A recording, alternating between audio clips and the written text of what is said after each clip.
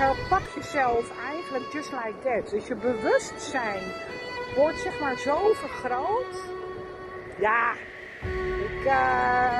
het was een investering, maar hey, waar hebben we het over?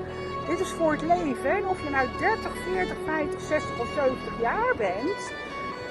Ja, ik had dit voor geen goud willen missen. Ik vond het een feest het afgelopen jaar. Bibian, dankjewel voor dit jaar. Godzijdank hebben we nog 3 prachtige dagen in het vooruitschiet. Maar je bent voor mij een topper. Voor mij krijg je een hele dikke vette 10. En mijn leven op dit moment een 9,5.